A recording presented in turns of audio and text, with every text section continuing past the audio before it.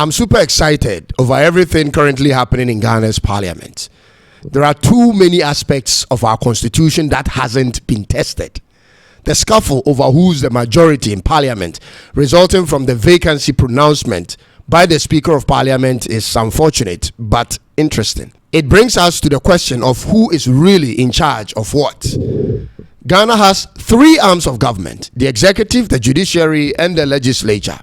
The president of Ghana is head of state, head of government, and commander-in-chief of the armed forces.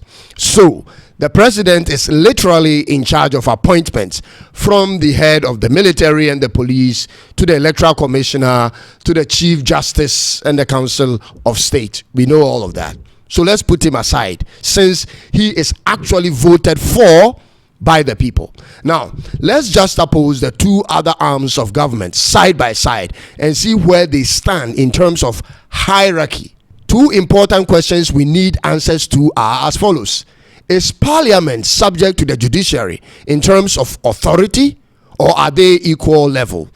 And secondly, who interprets parliamentary proceedings and bylaws?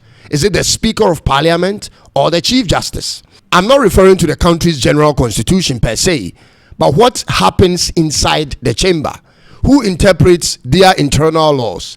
Now, when you read Article 97 of Ghana's constitution, there is a provision clearly stated as to what should occur before the Speaker can pronounce a seat vacant. Let's read together, ladies and gentlemen. Article 19 of Ghana's constitution is titled "The Tenure of Office of Members," here referring to members of parliament.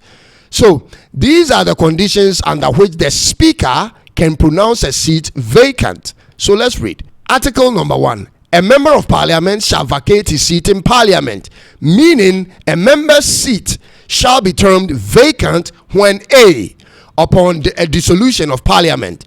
This normally happens during military takeovers and parliament is dissolved. So we know that. And then B says if he is elected as Speaker of Parliament.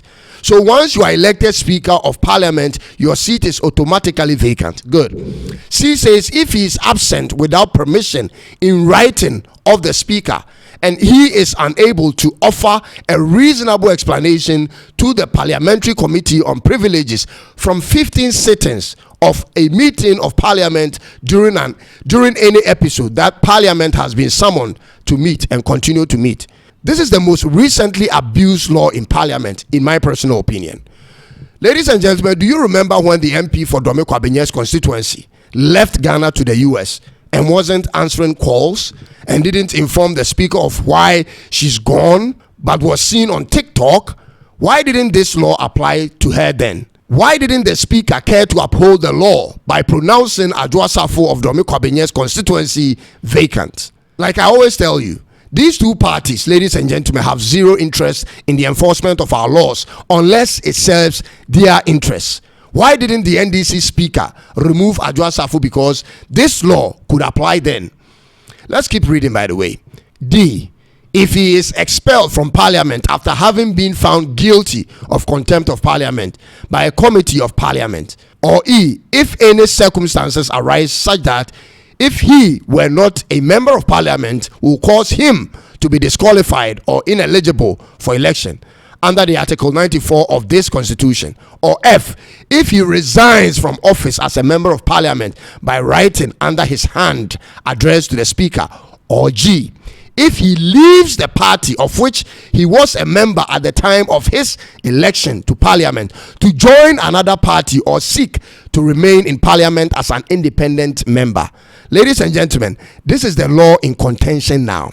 What else do you want to hear from the Supreme Court to say to make this law clear to you? Have the MPs left their parties of which they were members of at the time of their elections into Parliament? The answer is yes. And so what's there to talk about when the past Speaker of Parliament did the same thing by pronouncing the MP for Fomena seat vacant when he left the MPP to contest as an independent candidate whilst he was still in Parliament in 2020? Why shouldn't it apply now when it applied some nearly 4 years ago, ladies and gentlemen? Let's keep reading, by the way. This shouldn't be controversial at all, in my opinion. But let's keep reading. H. if he was elected a member of parliament as an independent candidate and joins a political party. Here again, same problem. Before this incident occurred, ladies and gentlemen, the NDC and the NPP had equal numbers in parliament with one independent candidate. This law says if he is elected independent candidate but joins a political party, his seat must be pronounced as vacant. Has the independent candidate in parliament joined the NPP party or not? If the answer is yes, the independent member's seat should have been pronounced vacant according to this law.